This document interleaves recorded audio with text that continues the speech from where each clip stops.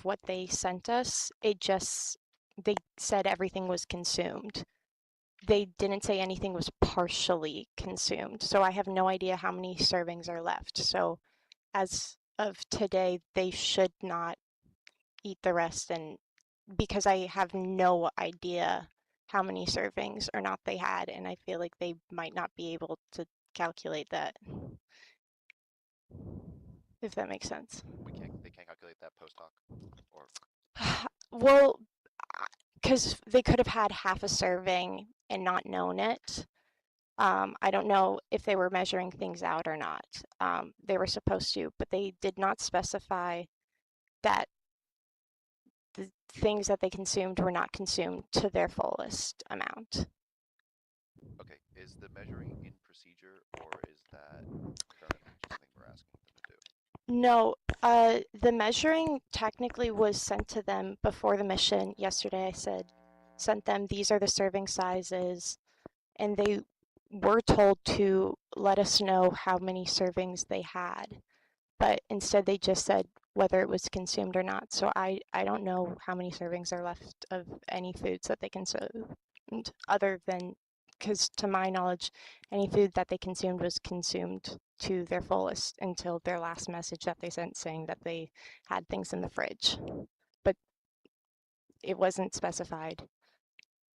Copy. Ecom and OSO, could you guys go coordinate a procedure in which the crew can utilize to correctly measure to the extent that you got to the detail that you guys want, and come back when you guys have a package for us to send to the crew?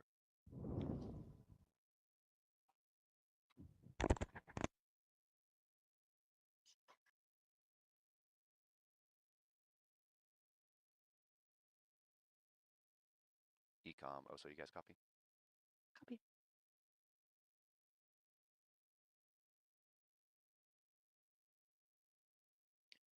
Flight Capcom, do we want to send up the message about Umesh verifying that we can move errors 1 and errors 2? Yeah, let's tag back up on that one. Hold on. Ops plan, EVA, OSO, flight. Flight EVA. OSO, flight. Flight repeat. Yes, just tagging back up quickly about the Eris 1 movement. We want to ask whether they're going to be able to move, whether Umesh is okay moving Eris 1 from Sol 2 to Sol 5 in the event that the helmet cannot be fixed today. Is that the plan that everyone has? Affirm. And then Affirm. this means that the photography EVA is pushed to Sol 6. And that means that the photography EVA will push to Sol 6. Copy. Capcom, let's get words to the crew for that. If the helmet repair cannot be completed today, they will perform, we will scrub the EVA for today, and then we will move the Eris 1 EVA to Sol 5, and therefore the photography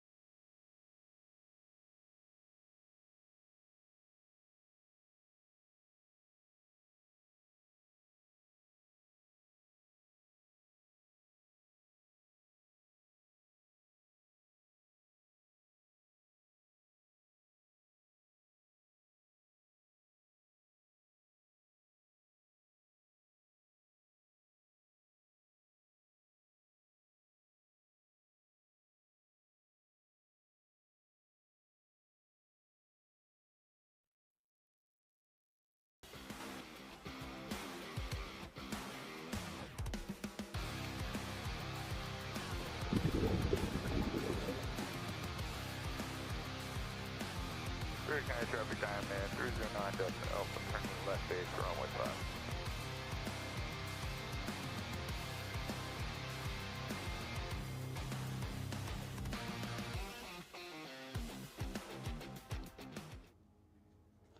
Good morning and welcome to the official C1 Thalassa talk show, Thalask About It, where we'll talk all things analog. I'm your public affairs officer and host, Gabriel Bugay. And I'll be your co-host and public affairs officer, Wendy Morara.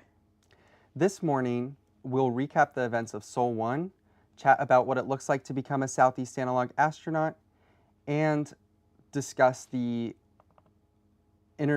have an interview with our analog astronauts in the middle, okay? So, about Sol 1, I feel like it went pretty well yesterday. How about it went pretty well. I think it was a good fast day. Things were ran according to plan. We had visitors coming to MCC. The crew reported they were doing well. So yeah, I think we had a good fast day. Yeah, I mean, like we had some pretty cool visitors. We had the executive director of the Space Research Institute, along with some of their communications. I mean, we also had the Tellus Museum from Atlanta come here. Is the Tellus Science Museum, I believe. Yeah. So that was pretty cool to be able to share our analog research with them. Yeah. And yeah, overall, just a really good first day of the mission. Oh, for sure. I mean, having visitors, it kind of validates all the hard work we've put into this. So just to get to show other people what we've been working for the past couple months, I think that was a great plan, yeah. Yeah, and it was good to introduce some of the faces of Southeast Analog, some of the flight controllers and the astronauts. I know we had some technical difficulties with our astronaut interview, but we've troubleshooted that, so we should be good for the rest of the mission. Yeah. I mean, every day is a good day to yeah, learn. Every day is that's exactly what the point of sure. these missions are. Exactly. We're not here to be perfect. We're here to learn. Yeah. Our organization motto is train, test, teach. So the mission includes that. So that's exactly what we're trying to do. We're trying to learn before, you know, an actual space mission happens and get the experience. When you also think about it, analog space mission, that's the whole plan. That's the whole point of having it's to find the issues. Exactly. Yeah. Be able to learn on how we can train crew, because you can't have crew on Mars right now. Yeah. You can't train them on Mars. On the actual. So we had to space. train them here. Yeah. So we have to simulate these conditions and everything. So I think that's the whole point. Exactly. Yeah. Yeah.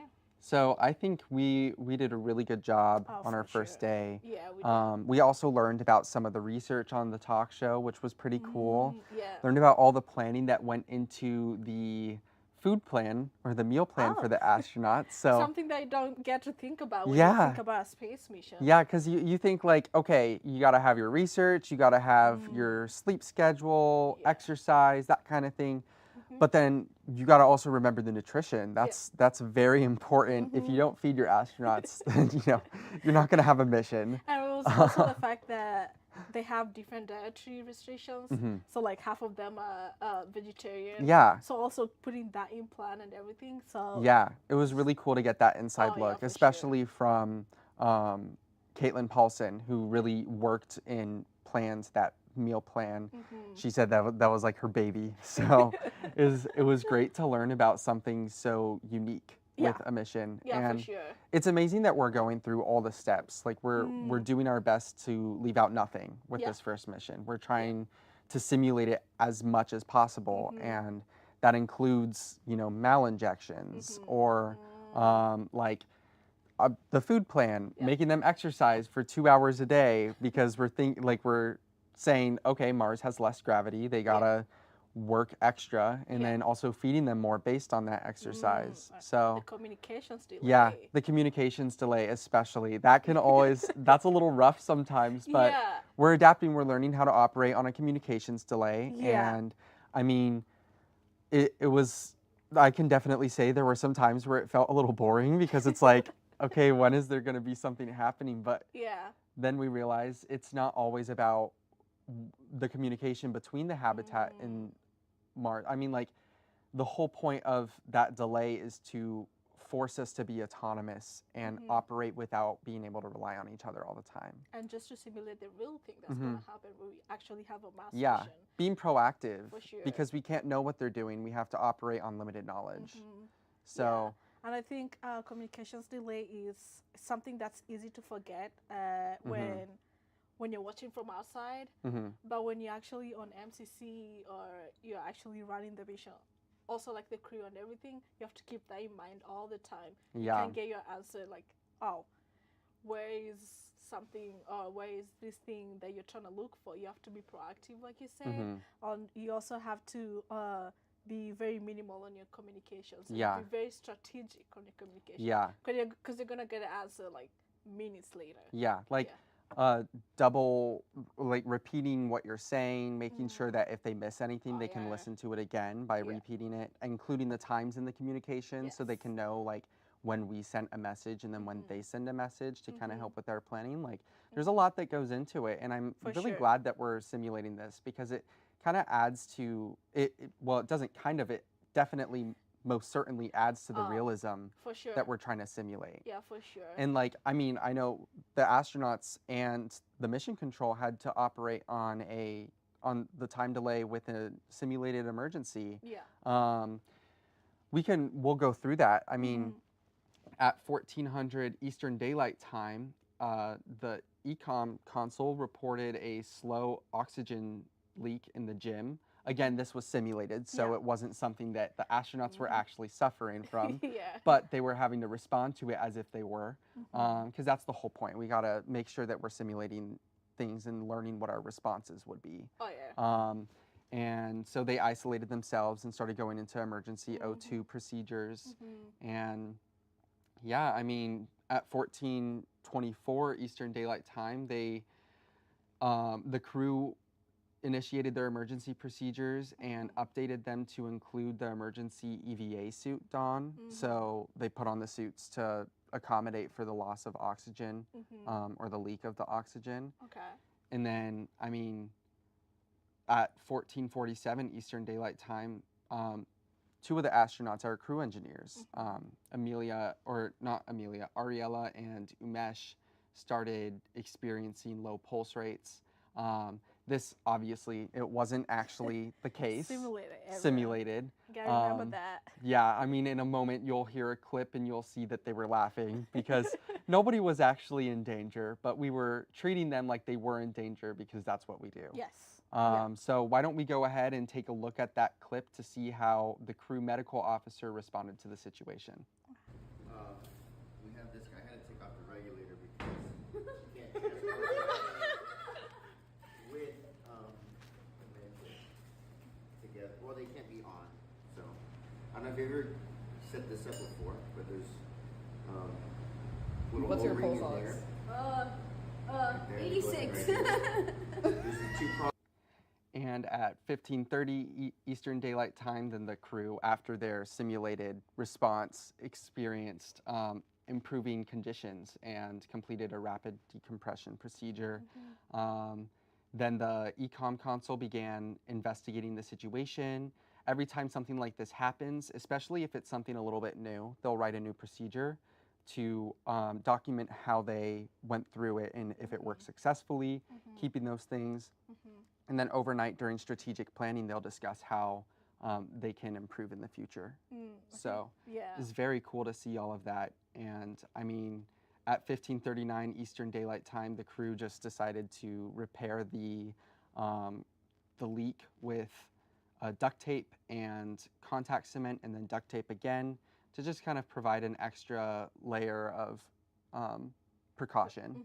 So it was very cool to see our first malinjection really work out. I'm very curious to hear like their perspective on this. Yeah, I'm excited to ask them about it later on.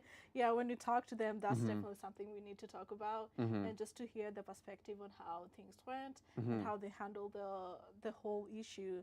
And I think what's really interesting about this whole analog mission is we have to trust our crew. Yeah. And they have to trust us too. Exactly. Because it's all, like we were saying, the communications delay. We have to trust each other in every communication that we do. We have these procedures. We trust that our training or the astronauts training, they were very prepared for that. Mhm. So it's all about trust between the flight controllers and the astronauts and their training. So it's really, I'm very, very curious on how, to listen on how they were able to handle all this. Especially since like we don't get to see that for 20 Yeah. minutes. So just kind of understanding the thinking process that they had to make sure that everything went well. But I think we should go ahead and do a little overview of each astronaut. I mean, I'll start with one, and then do you want to do one, and we can just go back and forth? Oh, yeah, And- for sure. Yeah. So to give a little background on some of our astronauts, so we have an amazing command. All of our astronauts are amazing, but Crew Commander Galloway is a PhD student in bioengineering at Rice University. She researches advanced imaging technologies for space medicine and authored multiple scientific papers and presentations on new health tech. So very cool research. Yeah. She's an aspiring astronaut, which, I mean, if you're doing an analog astronaut mission, I'd hope you have some sort of for sure. goals to become an actual astronaut, especially with how talented this crew is. Yeah, for sure. She even is a recipient of the prestigious astronaut scholarship and has an extensive network of astronaut connections, which is very impressive. I mean, she's saying happy birthday to an astronaut not that long ago. Yeah. And I mean, if you go onto her LinkedIn, I'm sure you'll find many photos of Amanda with several astronauts. So it's just really cool to see our people leveraging themselves in such a way that ensures that they have that strong support network. Yeah, and it shows how much they oh, I lost my words. But it just, I think it just shows how much talented they are. Really, it Yeah, does. for sure. Yeah, and even more so, she engineered preclinical medical devices in Germany and co-developed low-cost cancer screening tools for clinics in Mozambique, which is really mind-boggling to me because I'm over here trying to get into a research lab for the first time. But again, I have to remind myself, Amanda is a PhD student. Yeah. We've got time. She has a lot of things under her belt. For Yes, sure. she does. Yeah. And on Sol 5, she'll actually be switching with Crew Communications Officer Karako to her position. So those two will switch roles. Amanda will take on the Crew Communications Officer role, and onto Sophie Karako, she'll take on the commander role. But right now, she's the Crew Communications Officer, and she is an undergraduate sophomore in aerospace engineering at Georgia Tech. She actually started off as a freshman, which is really cool because and impressive. we didn't even consider that when we were selecting astronauts, and just like she just blew our minds right away. And I think part of that, her talent is definitely recognized. I mean, she is a gold scholar at Georgia Tech, which is a merit scholarship awarded to the top 2% of Georgia Tech students. So like that in itself just shows how amazing of an individual she is. She has the brightest energy. She's just always positive, and she's very good at, I mean, communications is definitely a strong suit, which is why we gave her that role. She's so good at communicating and understanding the tone that she needs to communicate it in. So when she needs to be serious, she'll make it known, and she will honestly provide a really strong foundation for the other astronauts to communicate to the hab with, and she's just absolutely phenomenal in what she does. I just realized you were going to do that one. I went over you. No, you can finish up Okay. on Karako. I'll let you do the next two. Okay. She's worked on driver control components for a race car competition team that placed 5th in an international competition this spring, and is now applying her understanding of human factors engineering to bioastronautics research. So, I mean, she's in the habitat, she's working on some of this research, and she's trying to understand how bioastronautics works in respect to Space missions. yeah, and that kind of like technical side of things. So we're really excited to see those engineering concepts applied. And she's also certified in advanced wellness first aid. So out in the wilderness, she can help with first aid and make sure that people are safe. So that was really helpful when we were on our, or when they endured their endurance training. Which we'll also talk about and see some yes, videos very later. soon. So very cool to see all the little skills that these astronauts have. Not little, yeah, no. All of the amazing skills that these astronauts have. They're so incredibly prepared and impressive. Yeah. So we look forward to seeing how she takes on the commander role on Sol 5, as well as how Galloway takes on the communications role. So I'll hand it off to you for the next two astronauts if you want to just go through. Oh yeah, sure. Next up is our crew medical officer, Larrazabal, I think. Larrazabal, I think. His position is MD at UCLA, and other than that, he was also like a second lieutenant in the U.S. Air Force. U.S. Air Force Health Professionals Scholarship Program, which is very impressive when you think about it. We have even people in the U.S. Air Force in this organization. I know. It's like, I'm sure there's photos rolling right now of him with a helicopter. Yeah, looking cool. Yeah. It's like, Emilio, when I was looking at Emilio's portfolio, I was like, this dude is so cool. He just has all these photos of him in helicopters, and him in his lab coat. I mean, I wish we could show that photo. We couldn't find it beforehand, but we'll show it later. Yeah, I'm sure. But he even supported like medical standby operations for NASA. For NASA. Landings. Like things we want to do is already done. Yeah. So, it's so amazing. Yeah, very amazing, very talented. In 2015, he set a record as the youngest athlete to complete a 292-mile double crossing of the Badwater Ultra Marathon. Doing the Pi Mile wins me. That's 3.14 miles at Georgia Tech. That wins me. And he's over here doing 292 miles. Ultra marathon. Yeah, ultra marathon. I can't even do a half marathon. So that's just, this is insane. Yeah. He's had some very extensive experiences. Yeah. He's had very extensive experiences, and I think that's what kind of makes us very unique, and this organization very unique. We have people who are doctors, we have engineers, we have PhD students. So it's really, really cool having to see these people from different backgrounds working together. Okay, so our next astronaut is a crew scientist, Nelson, another astrophysics PhD student at Arizona State University. Rep your school, yes. So she's part of the School of Earth and Science Exploration at ASU. She's done research on relationship between stellar composition and habitability of Earth-like exoplanets. That's insane. Exactly. That's like kind of what I want to do. I'm trying to get into an astrophysics research lab, but it's hard. Talk to Nelson. I know. I need to talk to these astronauts and learn how they do this. Like how? Okay. She's created interactive museum exhibits, presented at planetarium shows, and led international STEM initiatives. It's amazing. Exactly. She's also like a very good artist.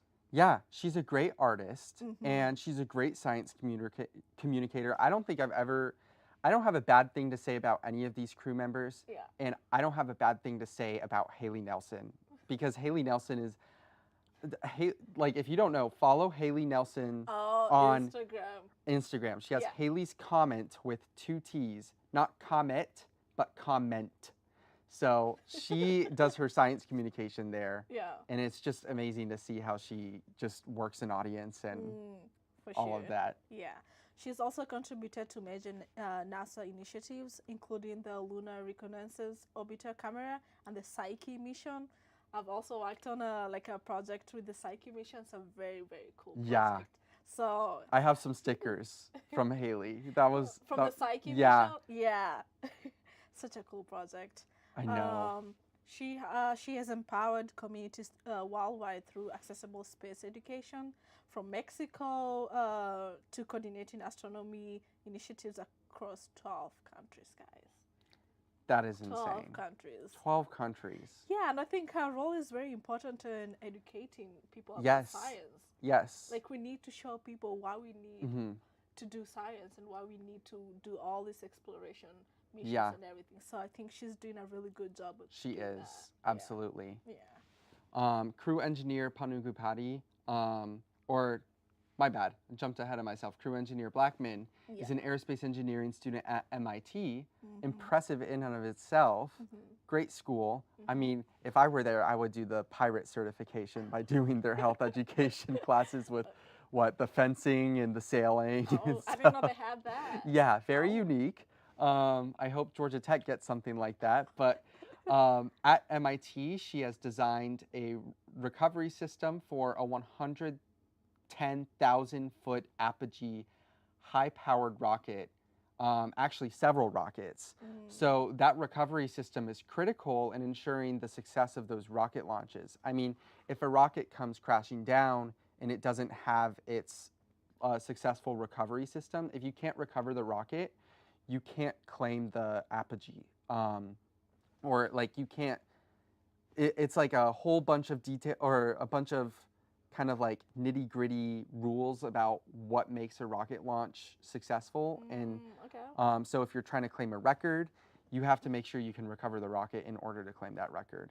So it's very critical that she's been designing those recovery systems. She's also a three-time NASA intern. I think maybe 4th time this summer, but I'm a little unsure about that.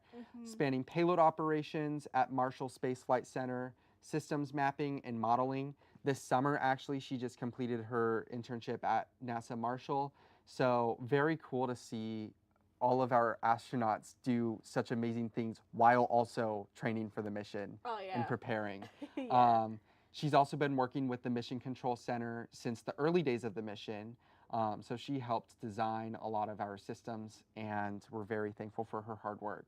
Do you want to take on the last astronaut? Yes. So our last astronaut is going to be crew engineer Panugupati. So he's an aerospace engineer here at Georgia Tech. He's inspired by deep space explorers like the Voyager and the New Horizons. The Voyager is one of my best missions, actually. I love the Voyager missions. Me too. I know a friend who's going to be getting a tattoo of like the Pulsar map on there, and I'm like, oh my gosh, that is so cool because it's such a cool mission. Yeah, I love the mission. I mean, there's levels to this clearly. In November, it'll reach 1 light day from Earth, which is insane to think about. This November? Yeah. Oh, okay. That is so incredibly far. I think that's a couple billion miles. I can't even comprehend over 1,000. Yeah. You guys need to go check on that. Yeah. So he's also an aerodynamics teaching assistant and conducts research at the Aerospace Robotics Lab. He's a PI on the ARAS rover, which is one of our research programs for this SCE mission. He's also trained in NASA risk-informed decision making to track mission hazards, conduct risk assessments, and establish workplace safety protocols. Like, if we just go through all everyone's portfolio and the work they've done, it's like, can we even match up to that? I don't think so. Yeah, so I think also him as a crew engineer and having all this robotics. Exactly. I mean, he's experience. an expert on his own research project that they're Exactly. going to be facilitating because he's designed it. Yeah. So. And just the fact that they've built this rover, that I saw the CAD files for it, and I was like, how did you come up with this? Because Kurt Gugolev, who was one of our, Kurt Gugolev Shapiro, I think, hyphenated. He was our logistics head, and he's been working with Umesh as a PI on that as well. It's just amazing to see like Southeast Analog people own a research project, the same way we saw Soha own the cognitive control research project. So it's amazing. Yeah, I think also when you think about future space missions, we need all these robotics because if you're doing long-term space missions to the moon or Mars, you're gonna need a lot of robotics, and being able to do one of the research like that in this mission is gonna, and just having to understand how much is gonna move forward our knowledge on how to operate robotics in space missions. I think that's really, really amazing. It really is. Yeah. Now, I think for the next, I think we should talk about how these astronauts kind of became astronauts with Southeast one Analog. of my favorite things, yeah. So, I mean, if you don't know, the astronaut applications were released back in December, and we got 43 applicants in our first run of the mission, which is amazing. I mean, 43 applicants without a proof of concept is something we couldn't have dreamt of. Yeah. And they came from 3 different countries. I think we had some Canada, and then I think 1 in Japan, along with majority in the U.S. Okay. Across like 20-something schools. And I mean, a lot came from Georgia Tech, but we had them all over the country. And we selected, or we narrowed down to 10 finalists after 2 interview processes. And then those 10 finalists came to Georgia Tech on February 14th and 15th. So we felt pretty bad because some of the astronauts did have significant others to celebrate Valentine's Day with, and we were pulling them away. But I thought it was funny. Is more important the future of space is more important. But Emilio, I know he brought his wife and kids to a hotel in Atlanta, and he was telling us about how, like, while we were putting through him all these trials, she was over enjoying a spa day. You know, like, that is so funny. We'll get to see all the videos, so that will be interesting, yeah. But why don't we roll some of the footage from the start of that observation period we had on the 14th and 15th? Your vertical speed will decrease, so you guys won't climb as fast, but you also are lagging behind someone. Turn right, heading south, 180. And you climb and maintain 10,000 feet. Again, I repeat, Sierra Echo Alpha 176. Turn toward. All right, so I think we had the wrong clip selected, but you still got to see some pretty cool footage of what it sounded like Nia, our head of astronauts, and Umesh working together. I think that might have been some of the flight simulation clips, but regardless, those 10 finalists came together, and there should be a photo of them all in the same room just holding up. That was their kind of like trophy photo, I guess, after working really hard to overcome the trials we've given them. But those 10 people really gave their all, and it was really, really hard to narrow down to 6. Like, so incredibly hard. So what happened? So I got to experience or be there for some of the observation, of selection, and it went 24 hours. There's still some stuff that we aren't sharing yet because we don't know if we want to use it for future selection, and we want to keep the surprise element a little bit to see how people adapt. But I can give some of the physical endurance that they had to go through. They always joke about, I think they might have a shirt about it, but they hated the bear crawls. The bear crawls were horrible for them, but I think before that they did some running. And it was about like 2 hours of physical testing. So why don't we look at some footage of them getting that?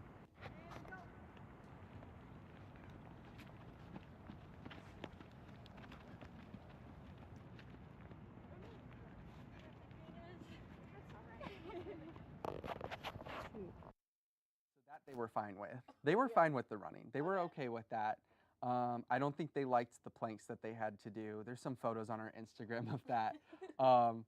But they really, really hated those bear crawls, and they talk about it to this day. So why don't we look at them doing some bear crawls, because they had to do a lot.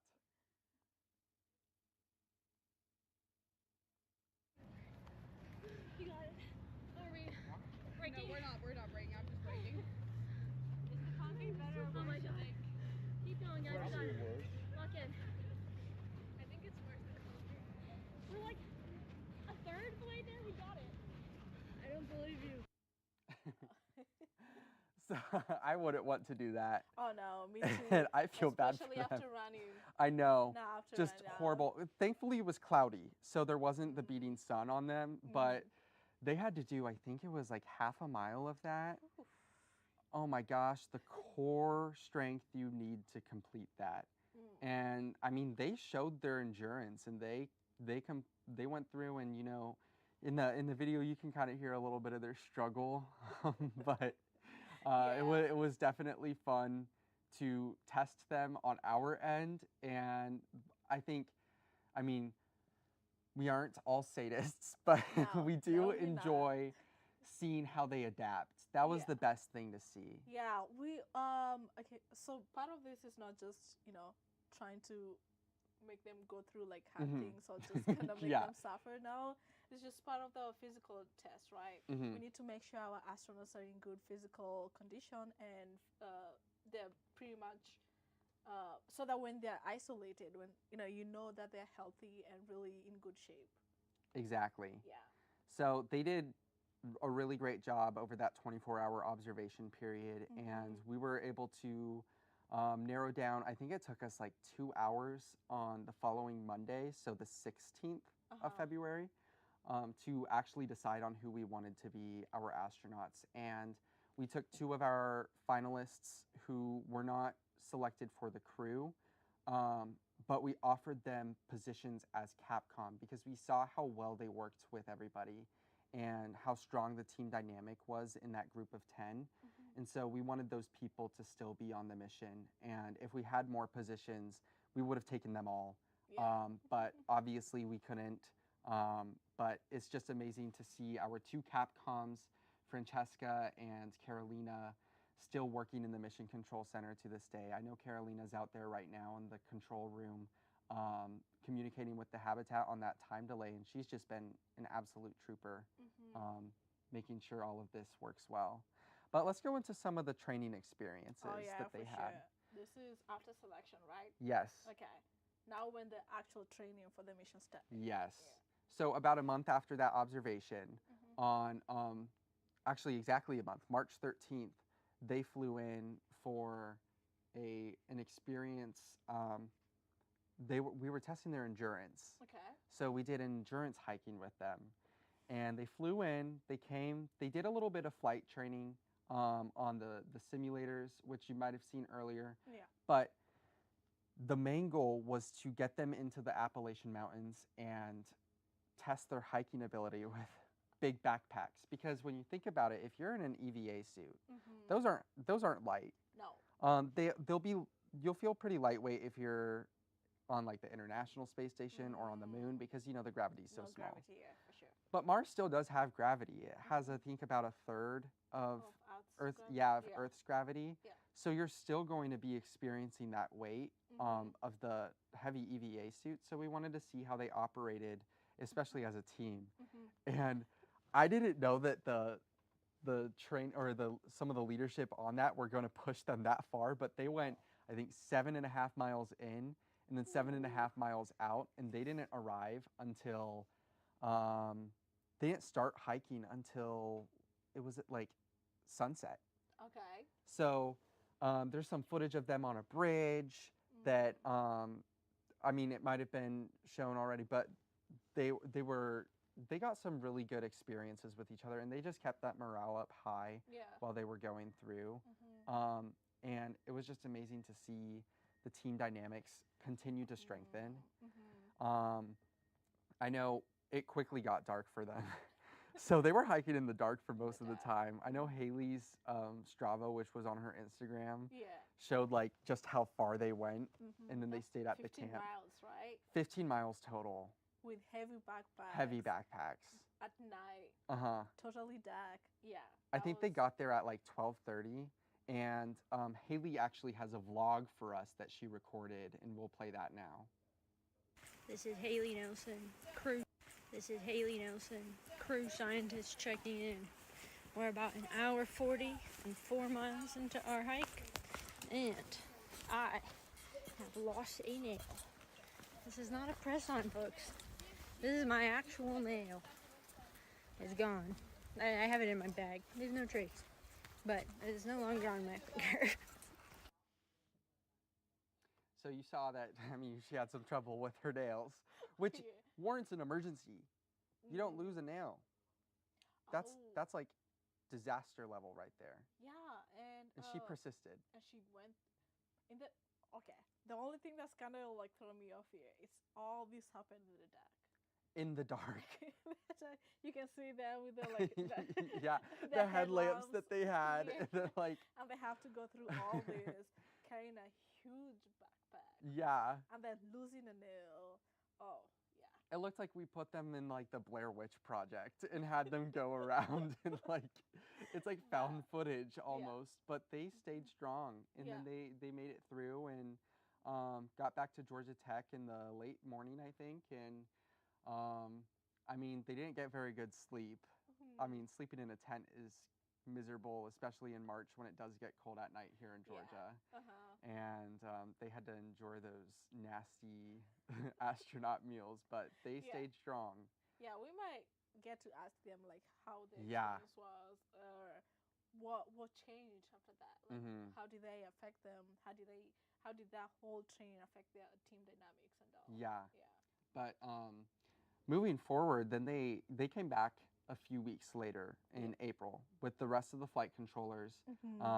We all came together on April 11th and 12th, and we had a great time learning how, especially in flight control or mission control, learning how to operate as flight controllers. When I came in, I didn't know how to speak on a loop at all. I was like, thank you, hi, instead of like, good morning, flight, or over, or copy. That kind of lingo that you kind of need to effectively communicate across the room. Yeah, I think it was a great experience. Well, I think for most of us, it was like our first time also doing something like this, and also learning how to communicate in such missions. And even learning like what other consoles are doing, like other than your console, and be, if this happened, who am I supposed to reach out to like that? I think it was really great. Exactly. Yeah. No, I never had any experience like that before. And so I was just glad to be able to enjoy that weekend. And I liked going to Rocky Mountain Pizza with all 30 of us. We did call ahead. We did not just show up with a party of 30. We're good people. Yeah.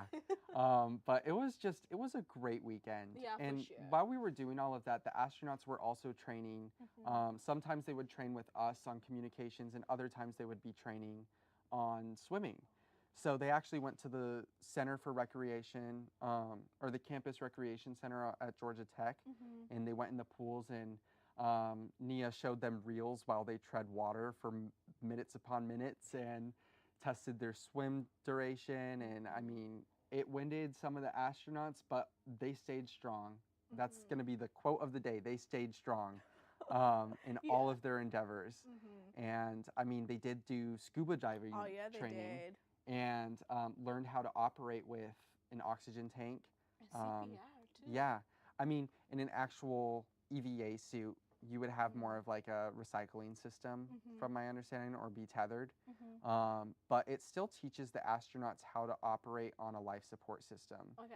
So it was very cool to see how they adapted and made sure that they were really like gaining something from that scuba experience. Some of them had more scuba experience than the others, but ultimately that scuba experience benefited them for the better.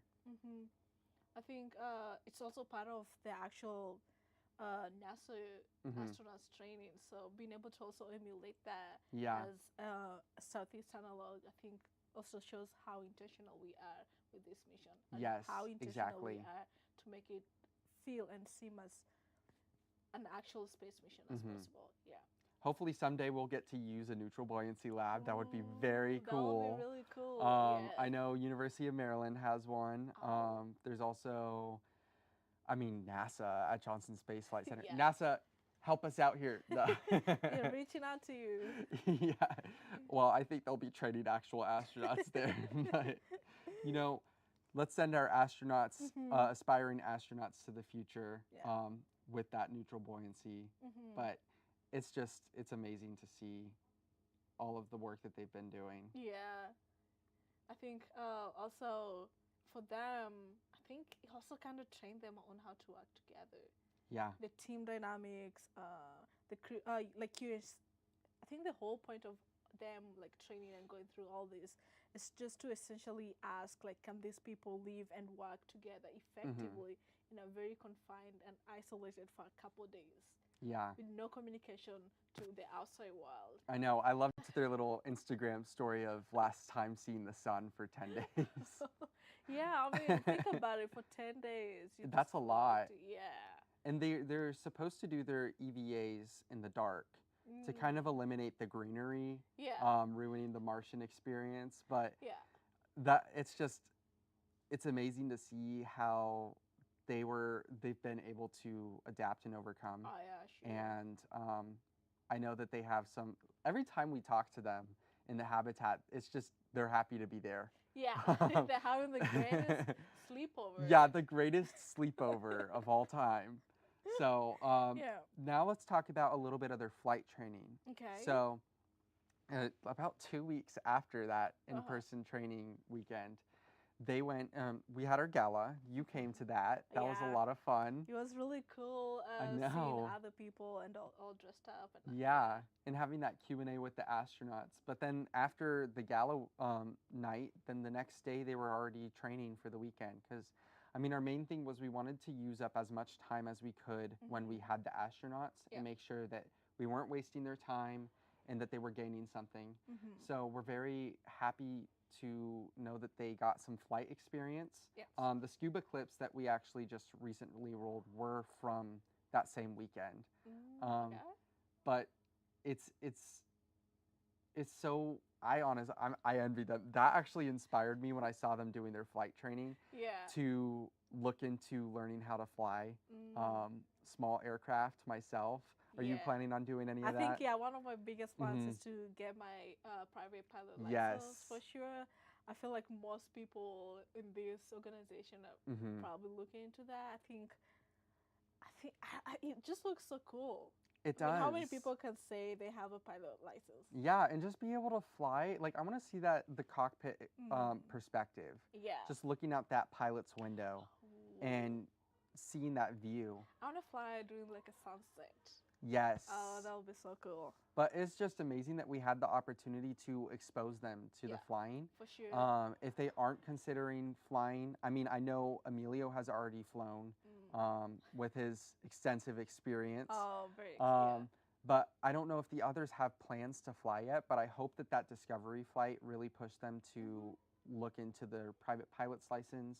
Because, I mean, it's critical for NASA astronauts to learn how to operate on that pressure of flying something that your life does definitely depend upon. But being able to navigate that quickly and push through.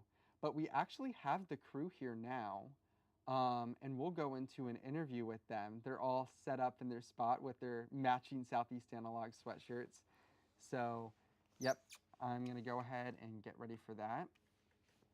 Okay. Jacob, are you able to relay the feed into the earpieces? Okay. All right. Well, astronauts, thank you for joining us today. We were actually just talking about you. This whole segment has been dedicated to you all. So we went over some of your amazing feats in your education, as well as your exciting training experiences. Were moved, as I said previously, and we will send you an updated schedule for the rest of the day. There are messages coming through. Okay. On March 3rd transmit, repeating my previous. Okay. Are you able to hear us?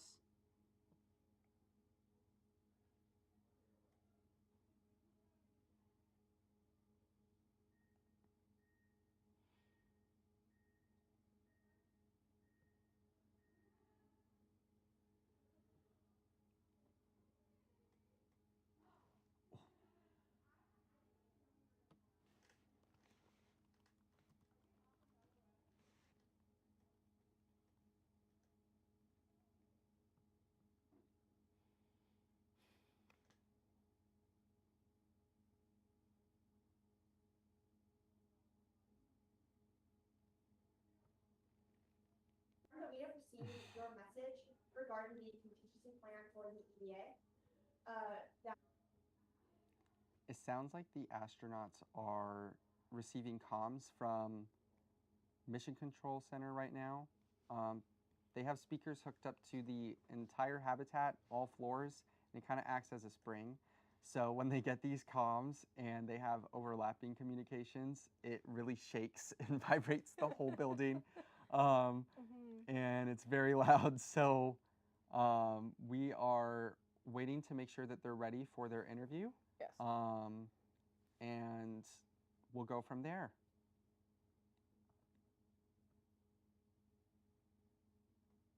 It looks like some of them are a little tired.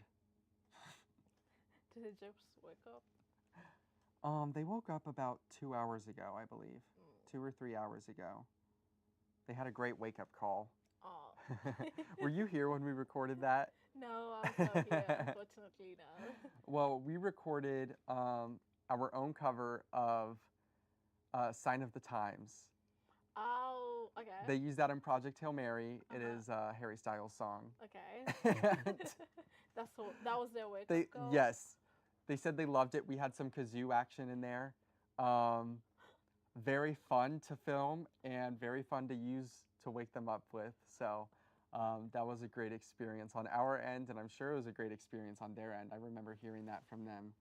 I think it's essential to make things very interesting for them. Yes. 10 days we of have to keep them stimulated. Yeah.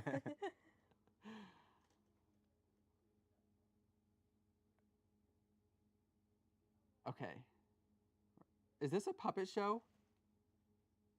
I think we have a puppet show.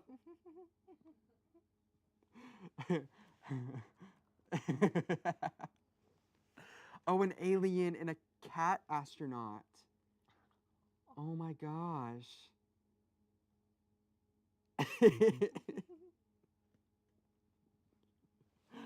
Oh, this is great. This is why we love doing our analog missions. You don't have to be serious in an analog mission all the time.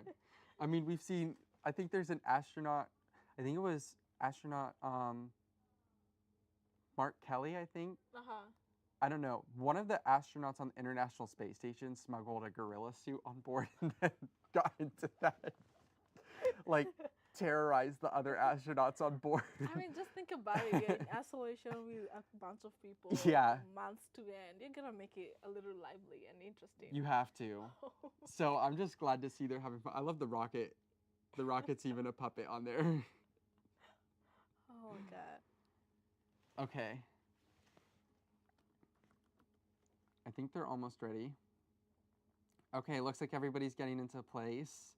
Sophie just did some communications. Oh. And we'll get unmuted for them here in a moment. Okay.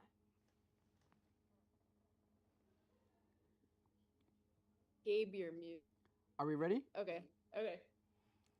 Yeah, we're good now. All right. It's good to see you all. How did you sleep? Good. Longer than yesterday. Yeah. Much needed. Well, that's awesome. We're so glad that you're getting your health and rest that you need. Can you walk us through your post-sleep routine? I mean, I know that there's a lot of time dedicated to that, so it'd be interesting to learn a little bit more about what that looks like on your end. Yeah, I mean, I think mostly this morning we set alarms on our phones just in case we didn't hear a wake-up song from Capcom. But luckily we did. We got a wonderful show of singing, a kazoo, and so that was really great and just is a fun way to wake up. But I think also it's just nice to have that amount of time just for us to slowly wake up and get ready for the day, since the day usually does bring a lot, and we're all having to share 2 bathrooms, so that's helpful as well. I know Emilio woke up Umesh this morning, so that's part of his post-sleep. Wake up our resident deep sleeper. So yeah.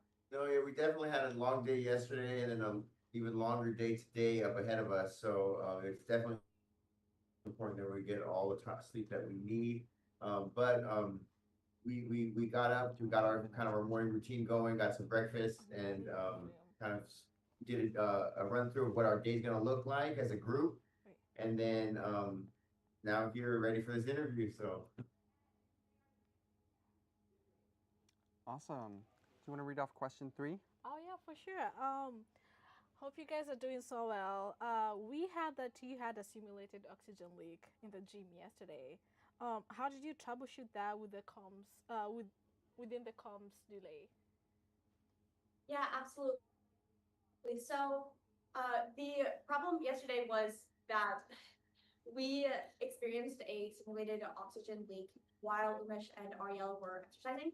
And so we received a green card that they were starting to feel unwell.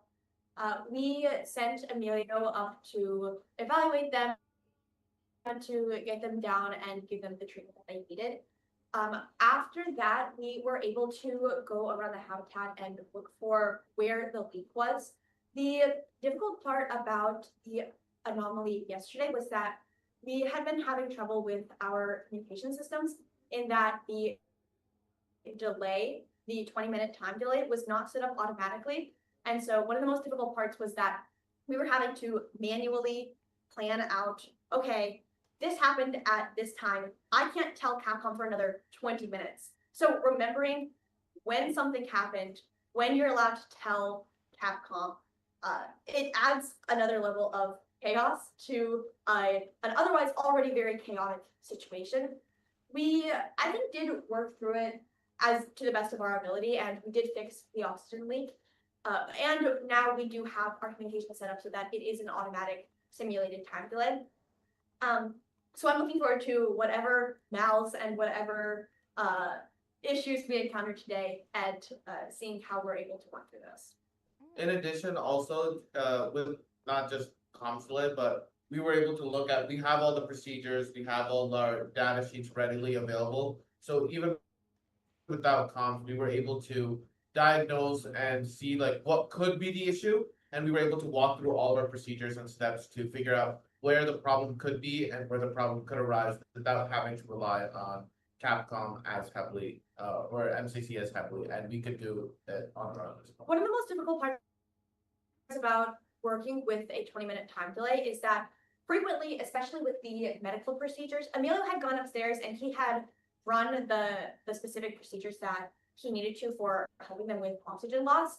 But we didn't have a message from Capcom telling us that we needed to do that until 20 minutes after we had already run that procedure. So in a Mars analog mission, one of the most crucial parts of it is being able to determine what procedures you need to run on your own. And you really can't always rely on Capcom to tell you, here's what you need to do, because a lot of times that would be 20 minutes too late.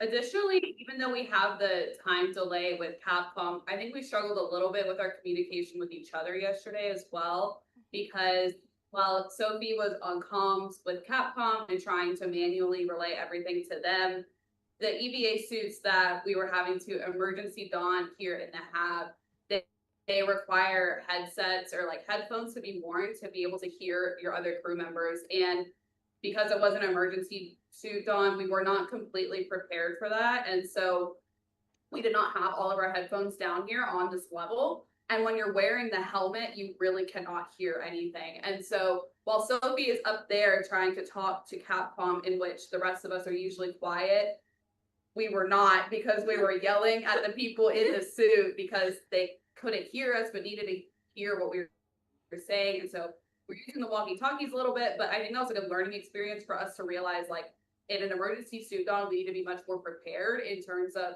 how we can communicate with each other, especially in that high stakes environment, because yes, we're communicating with Capcom and what they say is important, but like Sophie was saying, we can't rely on them for immediate things. And so talking with each other is that much more important. But, you know, if we're wearing a helmet, we can't hear each other, then that's not super helpful. So. Wow, that's really great. Do you think there's a part of your training that kind of prepared you for this moment?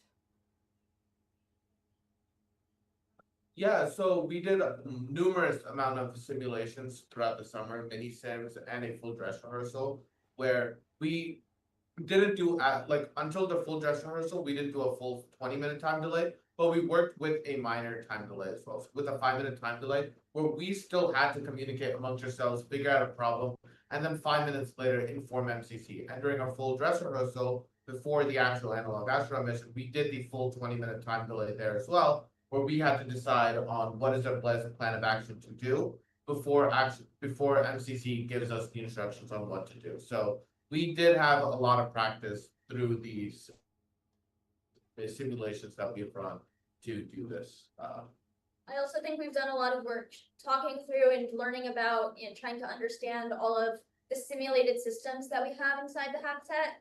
And so, for example, yesterday we had simulated low oxygen.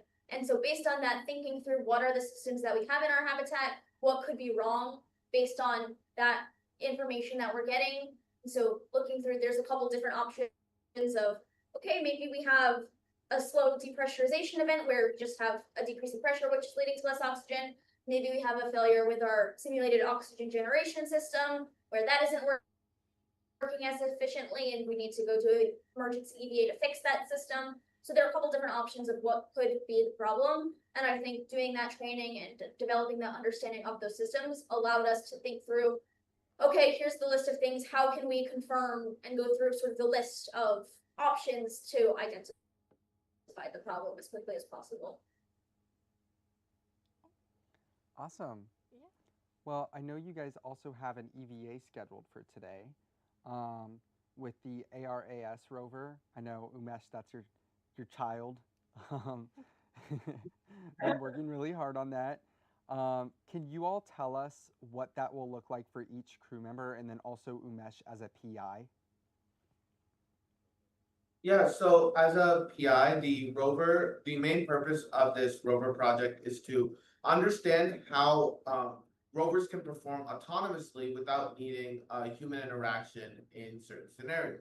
So we can't have a operator driving the rover around every single time, and that requires constant communication. And especially if you're running the rover from Earth, you're going to experience a 40-minute time delay for any message. It's going to take 20 minutes for you to send a command to the rover and 20 minutes for the rover to command back to Earth.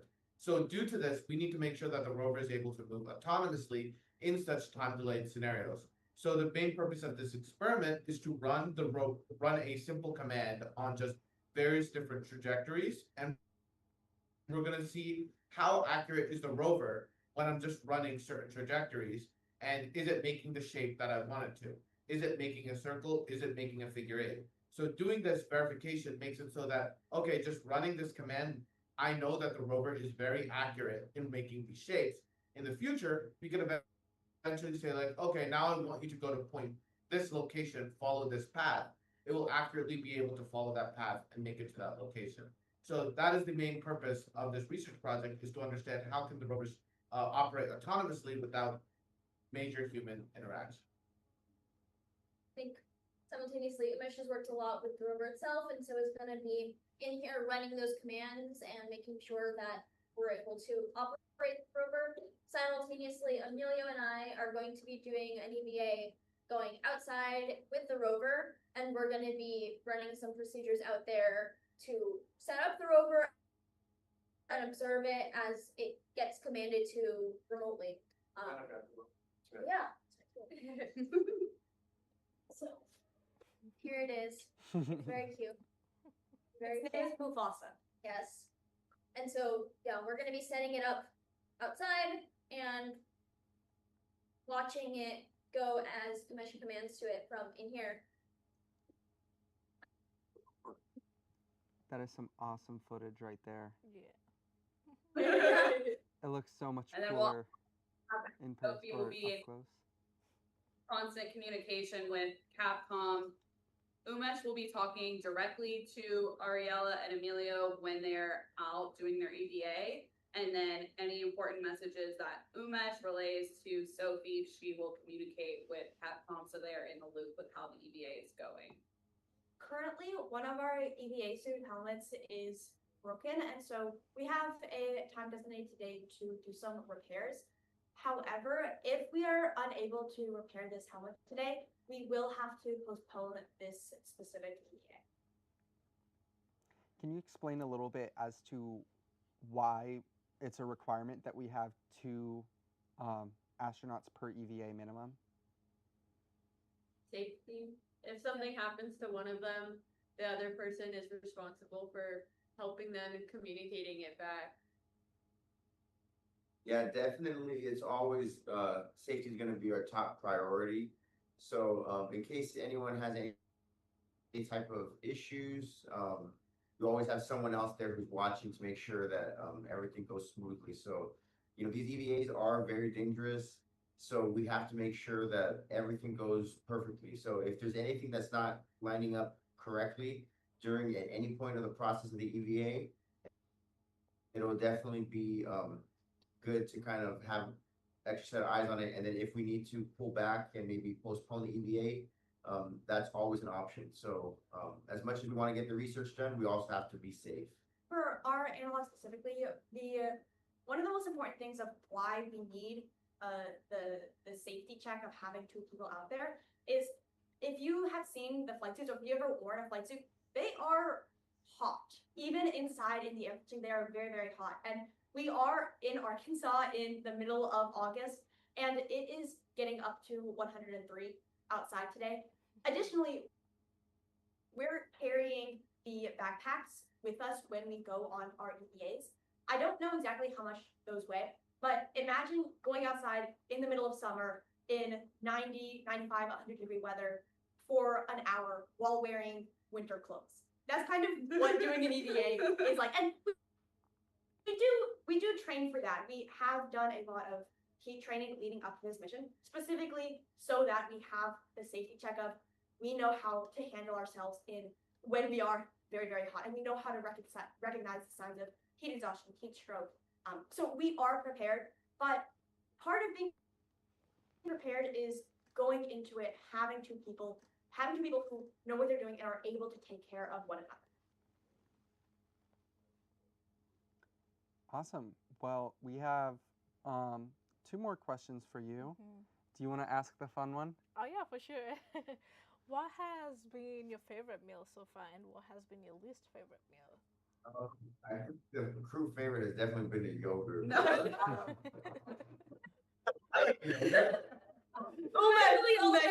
I like the yogurt. The other people seem to not like the yogurt. Mesh ate all of our yogurt.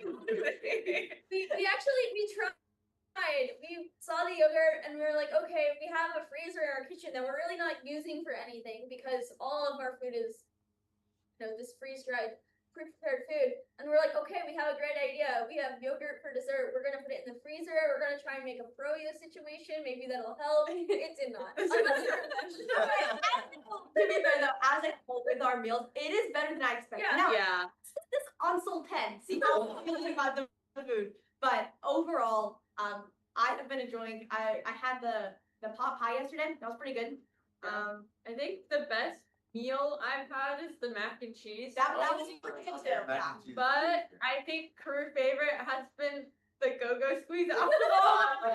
It's the closest thing we have to fresh food. Yeah. And it's really hard because we get like max 1 a day. But otherwise, I think we would be through the box already. Tell people who are coming for breakdown to bring us some fruit. Some apples, some oranges. That We really would be appreciate awesome. We'll get some real food in you when the breakdown trip happens. Yeah. Oh, for sure. What are you looking forward to eat when you're done with the mission? Yeah. I'm not even letting myself think about this right now. Yeah, why don't we, yeah. Maybe I'll pull We're that. torturing you. Oh my God. All right, for our last question, what would you like the audience to know about the simulation at this point in time, or about yourselves? It's going really good. Yeah, I think yeah. we're all having fun. We're getting along well. We learned some new card games yesterday. I feel like we've gotten down for people who have cumulative probably been together for like 10 days in the past 6 months. I feel like we work really well with like keeping things clean. Our schedule's not getting too overlapped with like showering in the bathroom since there's only 2 for the 6 of us. Plus like getting ready in the morning, getting ready at night, dishes, cleaning, as I said, making food. I feel like we're a pretty well-oiled machine, all things considered. Yeah, and additionally to that, I mean, I was just reflecting this morning and thinking, I mean, this is seriously like the biggest, I guess, teamwork or group project I will ever do. And I will think about this experience for probably the rest of my professional career in terms of when anyone ever asks me, like, tell me about a time you worked on a team and you had conflict. Like, wow, why am I here for you? And so it's really rewarding to, just seriously be with, 5 other individuals that, we're interdisciplinary in terms of our studies, which is also really valuable. And then, having to communicate with this, 2 other people that are on another planet and we have a 20-minute delay and then they're communicating with 30 other people. Like, I mean, it's just really, yes, it is all a simulation, but we are learning just so much about how to work with each other and then with a bigger team for a greater good. And so I think that is really interesting. And, some of the little things that we're doing might seem a little silly, but I think it all really is just reflecting on what we're all trying to learn here. Yeah, I think another big point is like we all are bringing different skill sets to this mission, and having to think about everything from how much water you're using to electricity to how much air you guys have. You're really gonna need every single skill set imaginable. So my teammates have totally come together and have all continually surprised me with how much they know and how much they can get done. So I'm super excited to be part of this team, and such an honor to be working with these people. Yeah, I'll reiterating what they've been saying, a huge thank you to everyone here, but I also want to extend a huge thank you to all the people who are working so hard in mission control. I know yesterday was, Sol 1, and so it went great, but we were still sort of getting into the hang of things and finishing up some troubleshooting and all of that. I know we were all saying we woke up this morning and we were like, we have working comms that didn't work totally at the beginning of yesterday. We have working telemetry and caution and warnings and a clock, and we got our uplink for the day, and we got our wake up music, and we were like, this is so cool. It's all like here and working. It's all super exciting to see it all come together. And so all those people have been working super hard to get all of that situated on the ground so we could have it all set up when we woke up today. It was super exciting. So huge thank you and shout out to all of you. Yeah. Is there something that you guys have found to be more difficult than you expected?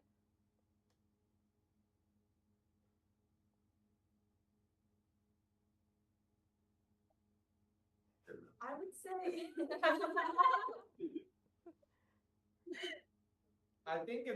I think we prepared for this level of difficulty. We're definitely ready to handle this level of difficulty. But there is a difference between like being prepared in it versus actually being in the situation where you have to apply it. So we definitely learned all the skills that we need to handle this simulation. But once you're in the simulation, it is slightly different in the way that you have to recall all that knowledge you gained, and you have to recall all that training you've done to apply it to the scenario. So we definitely can handle what we're doing. It'll just take some time to get ourselves into the hang of it, which is what yesterday was. And today we have a lot of tasks to do today and a few things that we have to get ready for, especially for the EVA as well. So I think we should be, I mean, it's going pretty good so far. So I think we'll continue doing that. And I think additionally also, I mean, just one thing for me specifically, I don't know if y'all feel the same way, but looking at our schedule, we have a lot of, it looks like a lot of time between like post-sleep, pre-sleep, all of our meals being an hour. And then if we don't necessarily have a time block for something, and then like exercise, like theoretically, you would think that that's all time that we're not necessarily completely involved with something or critically thinking. But what I found is, I mean, from the time we wake up to the time we go to sleep, there's this mental load of always knowing like, okay, we need to make sure we're communicating to Capcom, and we need to make sure that we're preparing for this next thing in our schedule. And I need to make sure that I am prepared enough for if there's a green card that we're given for a MAL that we can actually simulate this. And so during the day, like we might not have a very specific either scientific or other thing that we're doing at that exact moment, but it doesn't necessarily mean that we just have time to just do nothing. Like it is a very heavy load on us cognitively to constantly be attentive to everything that's happening. Well, thank you all so much for your amazing responses today, and so glad that our interview didn't get interrupted with some loud sound this time. We hope you have a great rest of your soul today and enjoy the time that you have, and can't wait to talk to you again. Thank you. Bye. Bye. All right. Well, that was a very good interview. It was. I mean, it's so nice to see them. Also in a very great mood. Yes. Seems like they're enjoying themselves. It seems like they're doing good. So that's a good sign, at least on Soul 2. Yeah. And it sounds like they've been having some good experiences and that, good bonding experiences. Yes, good bonding experiences For like sure. the cards. Yeah. So glad our astronauts are taking care of each other very well. Let's go ahead and enter in a Q&A segment. So I know we didn't prompt this at the beginning. We'll do that later or out in our future. We're still learning, right? Yes. But I do know we do have one question that we had from our Instagram earlier that we'll answer, but it doesn't look like we have very much in the chat, so we'll just use that time to go ahead and enjoy or like, I guess just talk more about these amazing people. Oh, yeah, sure. But the question that we did have is, what is your favorite malinject? And for our audience, if you don't know what a malinject is, that's where the CTOs of the mission will take a simulated scenario, so whether that's like a malfunction of equipment, I don't know, habitat depressurization, something like that. The unexpected leak. Yeah, the unexpected oxygen leak, maybe water issues. Yeah. Those aren't actually happening, but they're being simulated as if they were so that we can respond to it and train on that. So I would say the favorite malinject that I've ever had would probably have to be, I mean, ones that affect PAO would, I guess one time there was a CTO who was injecting angry comments into the live stream. And this was, mind you, do you remember that? Training, yeah, during the very first training that we had no idea what to expect. We were still figuring out how to do the live stream. And this wasn't even a talk show. This was literally just talking on the live stream. Yeah. And all of a sudden, there was like a major mal that they injected into the whole system. And the ecoms, they hadn't learned what they were doing yet.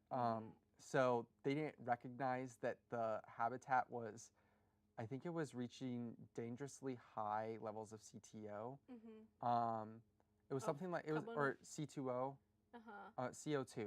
Oh my gosh. Wow, you can tell that we've been on the talk show a while. Yeah. Check what? Okay. 1 second. So, okay. But yeah, I mean, it was amazing to go through that experience. It was also very stressful because I think we accidentally killed the crew within like the first hour of the simulation.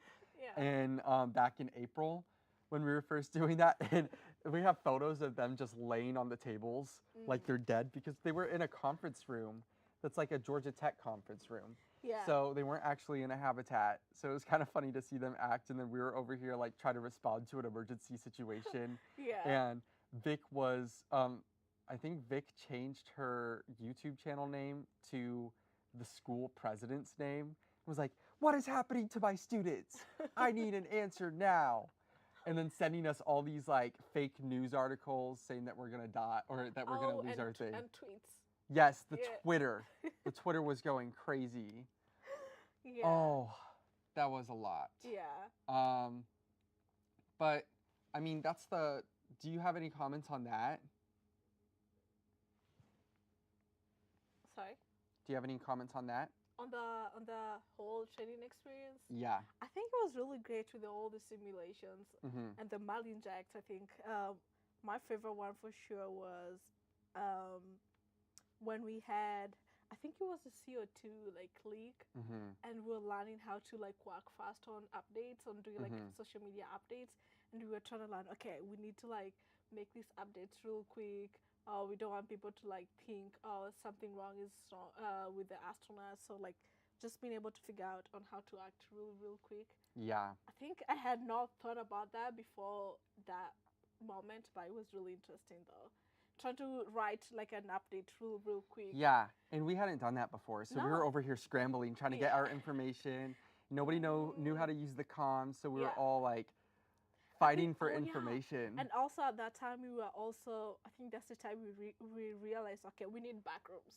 We need someone who's listening to the comms and to get updates, and we need someone else to be writing this. Yes. And creating an update as soon as they're done. We have something for flight. We have something for social media. It is, I think it was really interesting though. Like that high pressure situation, I feel like it was, that's my favorite mal inject. Yeah. Yes, yeah. It was the most memorable, I would say. Yeah, for sure. Because we had no clue how to do anything, and everybody just all of a sudden died, and then we were trying to figure that out. There by then. We didn't. Yeah.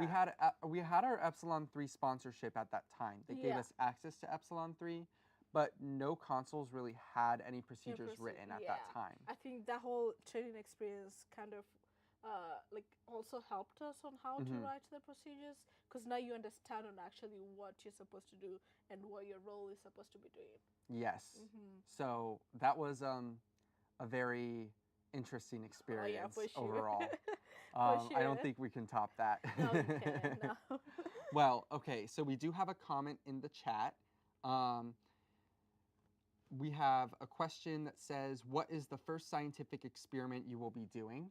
So because of the communications delay, the feed, I do want to make it a little bit known that the feed is a little bit delayed to our audience. So what we're saying now won't reach them for a little bit.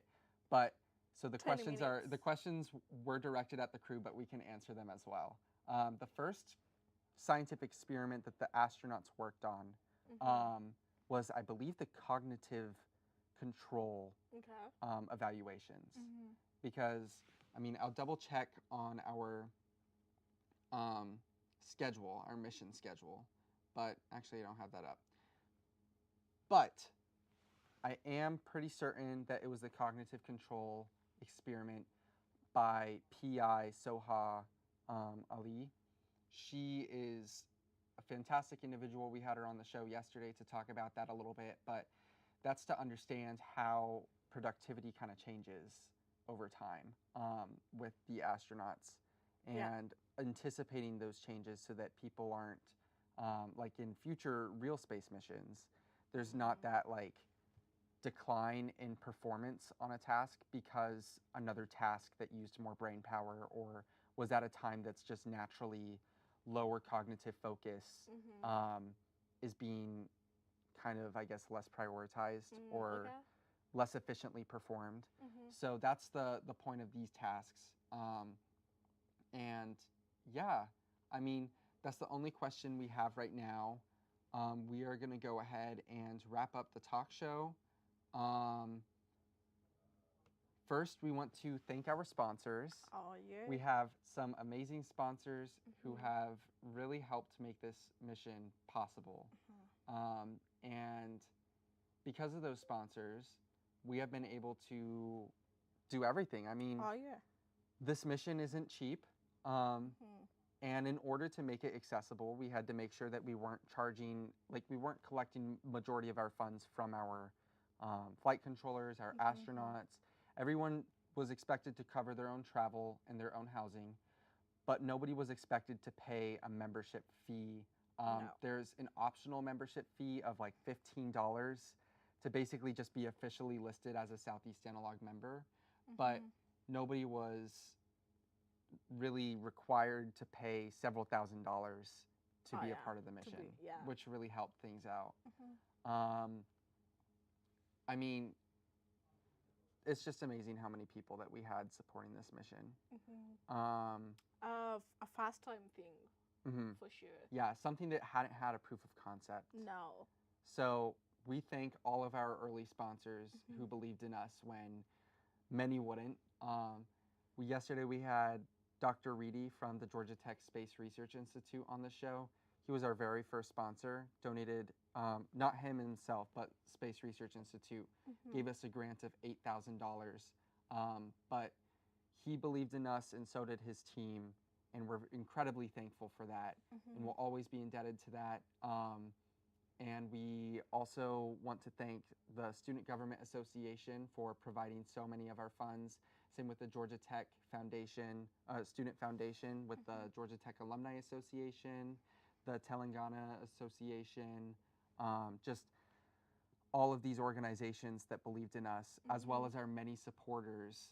Especially shout out Jeff Galloway. We know you are Amanda's father. Yeah. And you have been such a supportive father and also a great supporter of our mission. For sure. We are just so incredibly thankful to have you in our support. But as for that, if you want to become a sponsor, we encourage you to visit our Give Butter or visit our website and look into different ways that you can support the mission. This mission will continue, or this program will continue for, as long as I can think. I don't see it ending anytime soon. We will have another mission cycle starting in a few weeks. That cycle will last roughly a year again, and we anticipate the next mission occurring next August, hopefully at a higher fidelity facility. We are incredibly grateful to Titan Ranch as our launch pad, and we couldn't have wished for anything better. Next year, we hope to see some more pressurized habitats and scientific equipment that we can have access to. So if you'd like to support our mission, go ahead and visit our website. Visit our website. And we also have our merchandise there that we just recently launched on, I believe, Thursday night. Yeah. So if you would like to represent our brand, we have put out some options for you. And there's also a limited edition Southeast or C1 Thalassa shirt that has the signatures of the crew on its back that you can purchase through August 28th. So if you would like to represent us, click on the links on our website. And thank you all for tuning in. Yeah, for sure. And giving us this time on your Sundays. We can't wait to share more updates with you as the mission progresses. So join us tomorrow at roughly 10:50 a.m. Eastern Daylight Time for the next segment of our talk show. And do not forget to Thalask About It. We would like to hear your questions about our mission and answer those as we go. So everyone have a great rest of your day and stay tuned.